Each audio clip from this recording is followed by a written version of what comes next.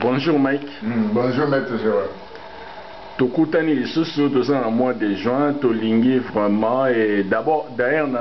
na saluer ba tunyoso balandaka biso et puis na saluer ba congolais nyoso vraiment baza na conscience et puis ba congolais o baza ko comprendre ba enjeu o ezoleka depuis conférence ya Berlin en 1885 jusqu'à l'heure actuelle, mais beaucoup de Congolais ont aussi la analyse profonde. On a que Mbok est toujours dans le chaos. Alors, on est sur saluer quelques bateaux pour on a en introduction. Ok, merci Maître Gérard. Nous nous permettre dans les qualifications de les patriotes. Nous avons ici d'abord Nzambe, après Tébiso du Soupé, mais avant moi. Nous avons le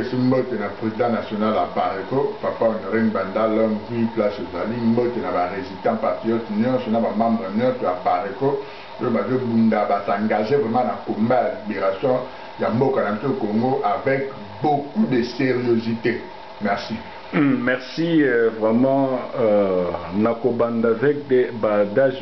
puisque Baloba bien et Confucius Aloba, le philosophe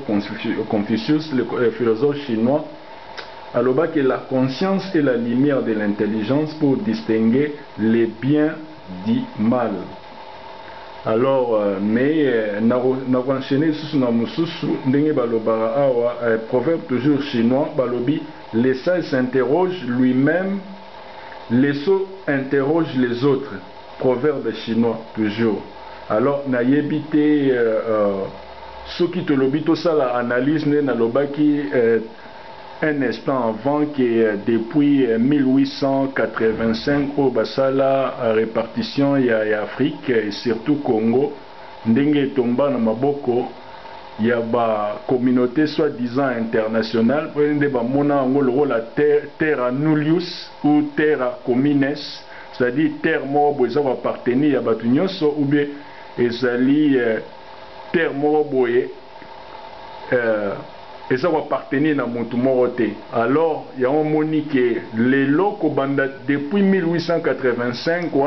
baza toujours na ba officine na bango politique, si pas na ba laboratoire na bango politique, baza ko montaga ba stratégie, ba plan na bango musuta musu ba exécuter il y a de cela 20 ans. Dans 30 ans et même par mariage nous on s'est retrouvé qu'un politicien congolais mazana moisi étranger étrangère plutôt au monde qui a ba calcul déjà et salement et puis hermobo ba rotinda même moisi mususu akwisa politicien ba yebike dans 10 ans Moutouana a servi bango na bangé na bango toujours il y a déstabilisation ya Congo et les Londres na lobagi wana tozali déjà tozotendre vers les 30 juin si bien que biso ba résistant kobanda 97 en tout cas tout le monde a que Congo est côté occupation depuis 97 oyo Laurent aya la biso pléthore ya ba Laurent Désiré Kabila a même la biso pléthore ya ba Rwandais alors to longolaka moins que ça mais ce qui naza koloba l'introduction na ngai ezali nini effort o esalemaka avant les 30 juin pour tozwa déjà indépendance si bien que indépendance wana ezalaki indépendance de complaisance puisque d'après Mundele même quoi général Yacine Saloba avant l'indépendance est égal après l'indépendance c'est que déjà ba conclusion na wana ezalaki ba conclusion moko forte na ndenge na bango si bien que na part na biso to omona ke ezalaki ba conclusion moko eza active mais et loko nazolinga na attirer attention ya ba congolais qu'on appelle ça Mike Mutombo parole ezali seulement effort oyo ba parents na biso si pas ba grands-parents pour na batu mususu basalaki effort wana avant ya kokende na table ronde. Qu'est-ce qui s'est passé? Lumumba azalaki na prison mais baye omona ke non en tout cas neti na ba exercice aboye avec charisme oyo azalaka nango biso toki o se contenter à biso moko tokende na table ronde te il faut bo libérer aya ko participer na ba 6 heures omoni en terme ya conscience si pas en terme ya foi na ya croyance babenga yango ezali énergie moko positive c'est ce qui nous manque lelo ndenge ezali boye. Alors Lumumba era yawana et puis à côté na salle et par après à Monique les rois Baudouin abandai ko vanter ba exploit ya grand-père naye oya Léopoldé génie Lumumba moi médecin o eza bêtise. Eza plus que bêtise ya moni que improviser pe nino puisque déjà à l'époque wana surtout déjà à l'époque ya 1960 Congo ezalaki na population il y a 13 millions. Mais ce qui déjà Léopoldé a éliminé plus de 10 millions. Comment mutu ya ndengwana boya ko vanter ba exploit na ce qui fait que ande ko éliminer ba nyama yango monique roi Baudouin a ko insulter batu et puis président Gassafou Boupé a corroboré il y a ko féliciter roi Baudouin no monnaie que non premier ministre a improvisé qui discours naye à l'embalamo pour na sabango mais non tiens oh ezala qui insulte. Alors qu'est-ce qui se passe à l'heure actuelle avant d'appeler ça Mike Mutombo parole ezali énergie pour eza o manquer biso à l'heure actuelle et que batu baza okoka ko se dépasser te pays ndenge zabo eza tellement sous occupation rwandaise que zo senga parmi biso na biso bana ya mboka total mwana mboka nini oyo azali fort oyo akoki kolongola pays na niveau po totikela ba génération mususu un Congo fort et puis un Congo non divisé ou bien non balkanisé. Mais malheureusement à ce que toujours remarqué mikolo ezali que batu mingi surtout oyo bazali ba revers na ba fanatique ya IDPS ya ba parti politique mususu baza ko déployer ba énergie mo très négative et que ça ko ramener biso na niveau ya subconscience négative jamais toki ko attirer et loko mo boya bien étant donné que déjà baza très négatif na sens ya ko loba ote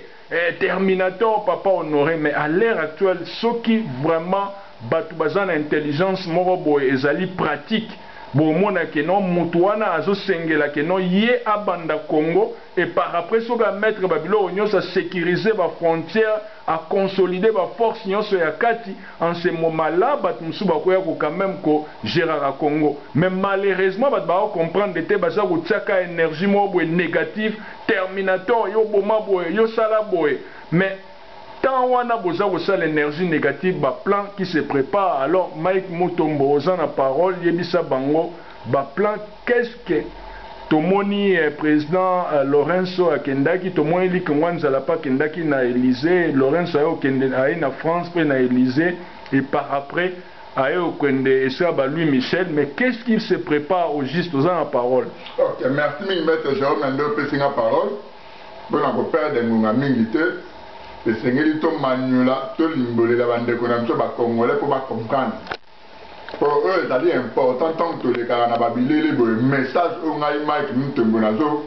passer na bileli à les patriotes et que yo congolais aux attaques pour analyser pour comprendre mboka na yo niveau eux allez na chaos solution et ko utawa. Donc Congolais nous sommes participer à s'engager la lutte pour libérer Congo. Quand il y a un moment il faut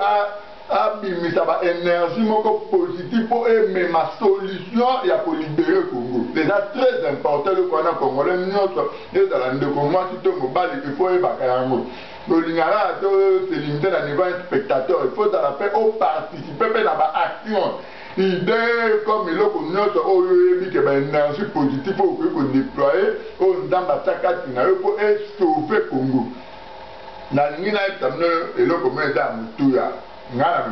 toujours bien que Batumti pour le Kouta, mais n'a pas peine à continuer à faire des amis que nous pour un renseignement. Tu as une information où tu as une source, il y a renseignement pour renseignement des abonnés politique. Besoin de président angolais. À Kenya et Élysée, à Kenya dernièrement autour de la Belgique. Et c'est un faut comprendre pourquoi Angola tout à va défiler notre rôle. Et c'est un faut comprendre pourquoi Félix a toujours proche notre Yano. Et c'est un faut comprendre pourquoi syndicat auto et Bakaïta Bimil là comme les Canada médias comme ça va la conférence. Nous il faut comme et c'est un et pousser au même à réflexion en profondeur. On comprend, mais pourquoi bateau notre bateau le toujours pour la Congo DRC? Angola comme ça, le Congo DRC. Anabim va paquet sur le plan militaire pour l'intervention dans le Congo DRC. Pourquoi Soriano Félix n'a pas États-Unis, Bazara, Bahomi Balé, partout Bahomi Balé? Pourquoi syndicat de l'eau n'a pas révélation? Le Sengeli Boye va être Rwanda, Kigali, et comme ma base arrière, il y a des terroristes en Afrique. Ndenge bomona Turquie, ba américain ba commissaire en base arrière, il y a des terroristes.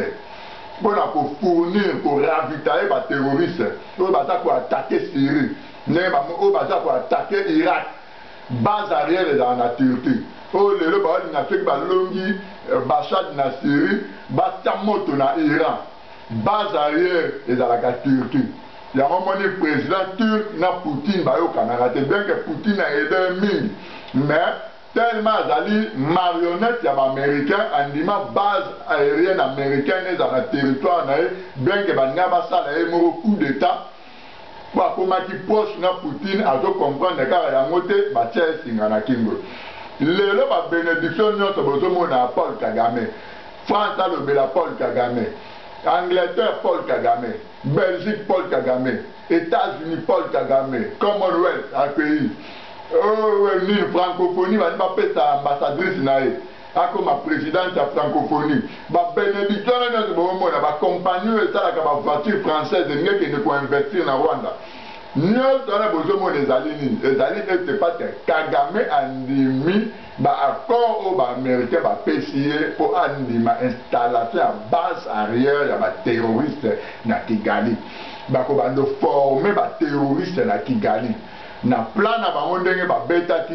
Congo il faut ba 4 yango na 4 eux da schéma au Soriano ngo au bino ba congolais ba fanatique na ba rêveur ko zanga kuye beza liwa Soriano au bozomo na Chilombo aza toujours proche pembeni na schéma au ba belge ba lobby belge lobby français lobby américain ba petit bango Congo il faut 4 na 4 parties Soriano a une idéologie que non ndenge États-Unis ezali ba province wana kolunga ba province ekoma ba état Katanga ekoma état Kivu ekoma état Bakongo ekoma état les deux Kasai ekoma état ekolunga ba province ndete benga o province ya Bakongo ekoma état ya Bakongo bakoyela bino ba formule moko ya oyo yango nde komema développement Congo eza monene ndeti ba États-Unis ana 52 états yango aza développé formule wana yango Soriano azoyela bino na schéma oyo aza na yango nga na oyebisa bino nga ndona bino maki mitombo biso tofonctionnaka na renseignement ye azoyela yango mpo kokata Congo na 4 parties nde ezala vraie balkanisation ya Congo yango wana. Mais le gouverneur est dans la 100% congolais. Mais moi, les places Congo, place politique à la esclave, il y a une belle. Mais imposer tout français, le moins comme anglophone. Donc, il y a une guerre, moi, francophone, anglophone, et tout ça, la minute sur le plan diplomatique pour la Congo. Parti Moutou, il y a Congo comme anglophone, parti Moutou, il y a Congo comme francophone. Parti Moutou ya Congo et comme Babou, comme le Africain. Plan aux hommes à pouvoir au Soriano na Congo ya Moana. Tant que le président Angola, tout ça va défiler na wana ezali pour na perdre sa place na syndicat de Congo. Balobi, bazana laboratoire ya ba spécialiste au ba etindiaka. Faiblesse ya population congolaise déjà pour tenir. Ba comprendre que ba congolais mingi baza tellement ba sentimentaliste pe ba rêveur mingi bazolanda mo pepe ya Félix Tshilombo mingi bazokanta ke Tshilombo a postulé Tshilombo dans la présidence de la République Tshilombo otambola na carte oyo balobi bapesi ye Tshilombo ya osala ba propagande wana nyonso mpona ono ya UDPS te mais mpona ono ya Soriano Nisi Mwaliasi Moïse Katumbi Tshilombo azotia poids na ye mpona Soriano azwa nzela facilement po bayebi ke partout même na kati ya UDPS bato balingi Soriano te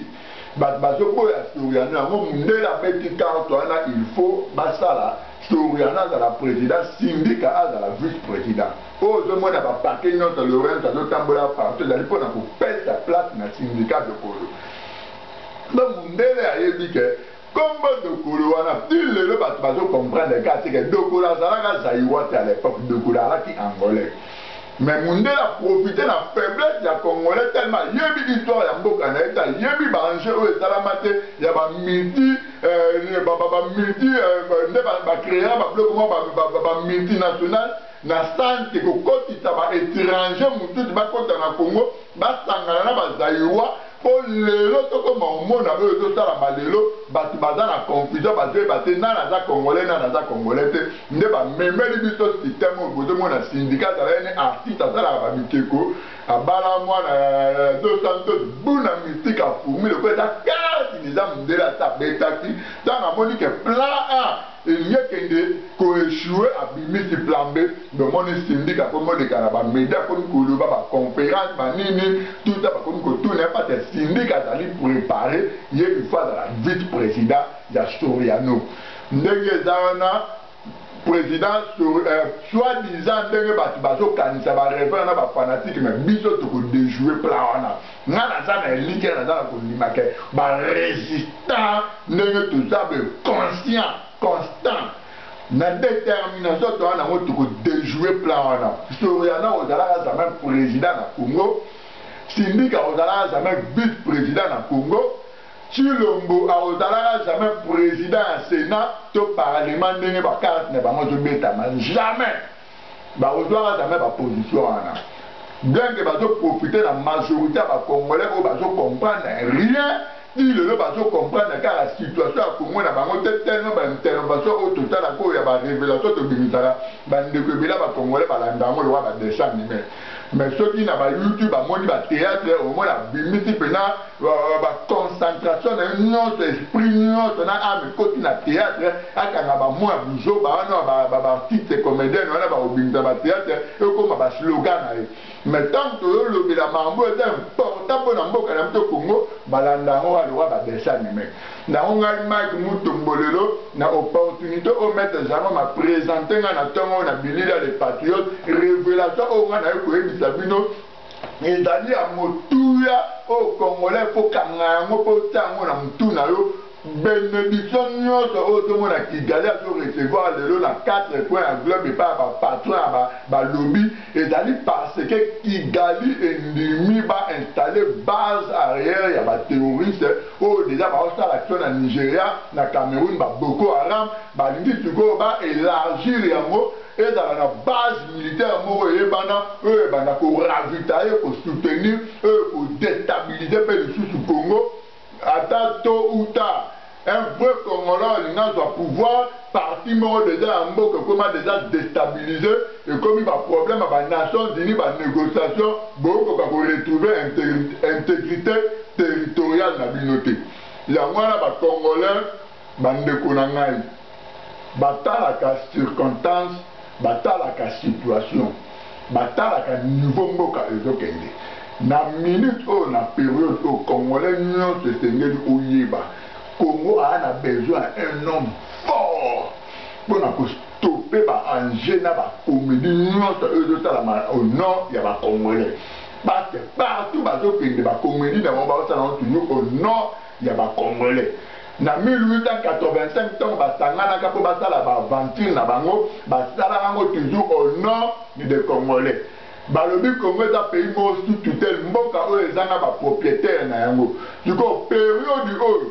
moment oyo eza moment yo na ngai Congolais tozwa décision tozala na idéologie moko vision moko état d'esprit moko po tobotola mpe topasola baaccord oyo basignaka na 1885 mpo balobaka Congo eza un état oyo ezanga bapropriétaire na yango eza sous tutelle n'importe quel pays ekosama bongo nango esala oyo nyonso elingi ozala na baprotection na bafrontière te bavoisin nyonso bakota basakana nango moment oyo ndeko nanga Congolais période oyo eza moment oyo yo na ngai oyo olandanga na bilili oyo tozwa décision na détermination fruit à UDPS toyebi déjà résultat na yango kobanda papa Etienne Tshisekedi de son vivant dit lelo tomoni déjà résultat au UDPS amemela biso tomoni to récolter déjà ba graine o bango ba bois kaka na politique na bango ya cache-cache ya ba double jeu wana tomoni déjà ba récolte o to récolter lelo alors ça ne sert à rien puis na génération oyo pour éviter pour sacrifier toute génération bana na biso botia toujours na tout na bino que UDPS une solution pour Congo bonga UDPS une solution pour la progrès social UDPS une solution pour Congo bima na occupation never jamais UDPS a sauver comment la situation eux traverser actuellement la minute où Chilomba et Moyo wana déjà dans la moitié à tous rwandaise famille à Chilomba bavanda na Rwanda moi si nena bana ne ba evoluera na Kigali alors Chilomba azana ye azozwa ba ordre o ba lobi ba opesa ye ya ko respecter pas ça na ba limite ce qu'a dépassé ligne rouge azana mbano na ye papa na ya ngara pongwa mana dernière minute mbano yango na kotisi ya mabele bien que non ba kundete ba bomi alors ndenge zana bandeko na ba congolais il est temps congolais partout aux alliés oyo ndamba zo garder tilelo na bon moi pour sauver situation en Congo actuellement la période où Congo est dans les chaos dans la carte occupation et ça monsieur Honoré Mbanda Ndamboko Atumba congolais to ko Congo li motema na yo bo petit vieux au change bande on a la veille de 2020 déjà mutika mende et ça pas battre mende le baki sauf qui vraiment Honoré Mbanda président na yo azo kanisa na makanisi na ye a réalisé libération en Congo avant 2020 a les kana plan B a compter la population à Kinshasa te yango bandeko na ba congolais na Congo mobimba population eux décevoir va voir résultat dans la population à Kinshasa donc tout ni point de vue à population à Kivu il y a bas Congo il y a les deux Kassai oh les grands Kassai et Sangi Biloko à Kolia 400 000 vannes à l'élo parce que coupe en dans les grands Kassai oh le Salama jamais depuis Congo et Zala Congo mais en 2018 l'élo après lui un chef coutumier comme une entente pourtant va multinational ba lobby ba comme ko exploiter ba territoire wana chef coutumier comme une entente pour les grands Kassai l'élo les grands Kassai ba comme ko zanga biloko ya Kolia lelo Kasai bakomi kozanga biloko olia ezala te yango bandeko na ngai bacongolais moment oyo période oyo eengage biso nyonso mututu esengeli obimisa ba énergie positive mpona solution mpona action mpona libération ya Congo. Merci. Merci, mais je crois que Naoui au compléter seulement, à part population et autres décevoir, ils ont même la diaspora congolaise, ils ont décevoir, puisque si on analyse la diaspora, tous comprendre rien, les gens vont se plonger dans le fanatisme, aveuglé, et puis dans la rêverie sans fin. La preuve en est que lorsque Kagame a eu la descente en France, comme ça qu'il y a un loco et apparaît. Et lorsque sommet la francophonie ezalaki tenu il y a Commonwealth ezalaki tenu en Angleterre ezalaki sans succès comme si des Congolais bazako existait na UK au mona que problème pe à part population à Kinshasa comme il peut problème il y a population congolaise au bazan na diaspora les Congolais de l'étranger ceux na loba ainsi alors pour na continue toujours na renforcer puisque adage le philosophe Jérôme Touzalin à Loba Yango à Lobi il n'y a pas de hasard il n'y a que des rendez-vous qu'on ne sait pas lire au moins na ba mamu nyonso ezosalema eloko moko ya hasard ezana te eza ba rendez-vous oyo ezalaki déjà oyo biso tokokoka kotanga te ya omona bato ebele baolekisa temps terminator bozo déployer énergie moko boye négative na kombo ya terminator momo boyebi ke terminator wana nde aza na solution na makambo ya Congo si topesi ye akoloba non nde la fois passé na lobaki puisque omoni ye na système moko boye na babenga yango na politique ezala le système tributaire Alors qu'est-ce qui se passe? Contribution oyo ba pays nyonso ba pesaka, surtout ba pays oza faible lokola oyo ya biso te. Omona si répartition ya ba bien na bino ya richesse na bino ya pays bazoloba ke non nde eza boye bobanda kopesa 80%, bino bobanda ko survivre avec 20%. C'est ce que on appelle le système tributaire. Ndomoni la fois passée nazwaki adage ya empereur Marc Aurèle on a lobaki que Marc Aurèle a lobaki que la force me soit donnée pour changer ce qui peut être changé, que le courage me soit donné pour ne pas changer ce qui ne peut être changé, mais surtout la sagesse la sagesse de distinguer l'une et l'autre. Marc Aurèle aloba yango et muto ya na courage wana défense ce système tributaire ya que papa Honoré Mutaoloba te bokata Congo te biso faut 70% bino bozwa 30 puisque Congo eza ya ba congolais. Batu nyonso yoso mona nyake des marionnettes na ba marionnettes ba garçons de course garçon de course ya occidentaux wana ya moi na ta loba eloko boye awa alors na éviter soki conclusion nini oyo koloba na marambo puisque ezalaki édition mo spéciale ya conscientisation de na loba une introduction qui to tendre vers le 30 juin, si bien que biso ba résistant depuis 97 tout le monde a que non, le Congo a été occupé, ce qui fait que les 30 les 30 juin, pour nous intéresser à le Congo est sous occupation. Mais seulement moi, on a tout ça placé pour les Congolais, on va comprendre rien, puisqu'il y a une pléthore, il y a des Congolais, tout le monde batali 50 000 views, Nabanino, mais au moins, on moko 10 personnes qui vont comprendre des enjeux réels au Congo. Alors, on a la parole. Ok, merci, Maître Jérôme. Et là, comment on a eu le peuple, on a Congo tellement au bout que la conscience, tellement au bout que s'engager dans la lutte et la libération, tellement au bout que la sérieux dans le combat ou la libération à Congo. Il y a un lobby, un occupant, un collabo, un avantage. Dans le rendez-vous, on a un accord, on a toujours Congo dans le peuple.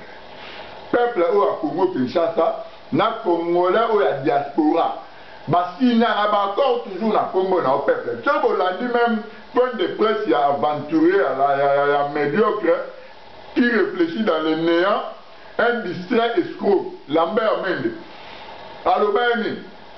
Arméniens sont eux pour déstabiliser le pouvoir, il y a Congo, il y a aussi population, il y a Kinshasa, déjà éveillé, parce que tel les mélanges, on peut barrer. Autrement, on a toujours utilisé le peuple. Utiliser le peuple. Le peuple doit vivre la répression. Le peuple doit pimer les courants à maille. Le peuple doit pimer l'éducation, pimer la santé.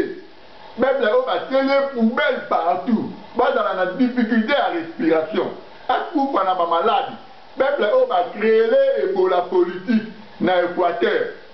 Bon, on a toujours exterminer. Tellement aux autres comprendre que le peuple dans la diaspora. Pour le Congo va respirer, une inspiration à peuple dans la diaspora. Tellement la diaspora au communal comédien na combat dans le monde, il y a des gens qui Kigali, na territoire, il y a terroriste Kagame. Il y a des gens qui ont Congolais, midi pourquoi. Il y a des gens qui finalisé plein de lobby pour la balkanisation en Congo. Mais un Congolais, il y a des gens qui sont combattants. Et puis, si c'est que dit, à Kigali. Pendant que nous avons instruction, elle a déstabiliser la vraie résistance. Vous comprenez notre niveau. Vous comprenez le niveau de médiocrité. Nous avons des Congolais autour dans la diaspora. Nous avons un chaos. Tu as humilié. Tu as Congolais. Au la conscience de mon colonel. Aux autres de la vidéo Storiano, à la vidéo de 30 ans pour les Kakanambe. Obimi Mandeko Pemba, au Taliban, à colline Europe, sans avenir Moussala et Zate, à Tatangi, à l'université, à l'EPCM Moussala, ndolo batiko na âge 80 ans na d'autres conscience pour na telemela mboka na ngai Congo oyo basigna baaccord oyo bazwa barendez-vous na 1885 na kombo na nga peuple générateur na biso ezali sacrifié na bapolitique oyo badefunt papa Etienne Tshisekedi basalaki likoyo bolingi lisusu générateur bana na biso to sacrifié yango 20 ans déjà yango eleki na Hippolyte Kanambe likolo ya médiocrité ya diaspora